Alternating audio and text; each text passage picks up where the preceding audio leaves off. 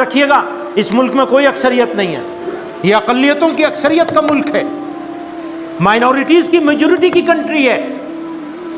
ہمیں اپنے دماغ کی کھڑکی کھولنی پڑے گی اور اس سے نکلنا پڑے گا جہاں ہم بیٹھے ہوئے ہیں۔ اور بےایمان ہیں وہ لوگ جو تہمت لگاتے ہیں، الزام لگاتے ہیں اور مسلمانوں کو غلط راستے پہ لے جانے کی کوشش کر رہے ہیں، دشمن ہیں، ان سے مقابلہ کرنا پڑے گا ہمیں اور آپ کو۔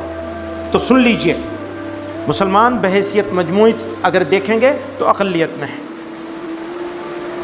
اور مقامی طور پر کہیں اقلیت میں ہے، کہیں اکثریت میں ہے۔ دیوبند میں اکثریت ہے، تو اس طرح سے الگ الگ علاقے ہیں جہاں مسلمان مقامی طور پر اکثریت میں ہیں، اور بہت سارے علاقے ایسے ہیں جہاں مقامی طور پر بھی اقلیت میں ہیں۔ اس کو 30% کر لیں، 70-30 کر لیں، 30% مسلم میجورٹی، مسلم ڈومینیٹڈ ایریا میں رہنے والا مسلمان، 70% غیر مسلم علاقوں میں، تو 20 کروڑ کا 14 کروڑ غیر مسلموں کے بیچ میں رہتا ہے اور 6 کروڑ مسلمانوں کے بیچ میں رہتا ہے۔ مسلمانوں کا، مسلم جماعتوں کا، مسلم شخصیات کا MP MLA بننے کا یا مسلم پولیٹیکل پارٹی کھڑی کرنے کا مسلمان اکثریتی علاقوں سے، حالانکہ مسلمانوں کی اکثریت 2/3 رہتی ہے غیر مسلم اکثریتی علاقوں میں۔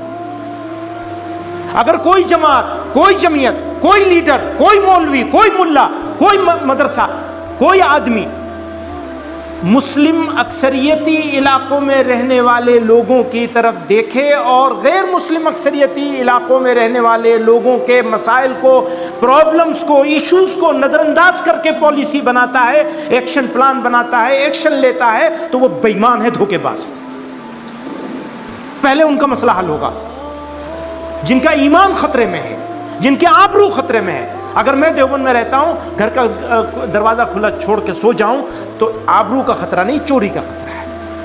وہ گھر کا دروازہ بند کر کے بھی سوتے ہیں تو ان کی آبرو محفوظ نہیں رہتی۔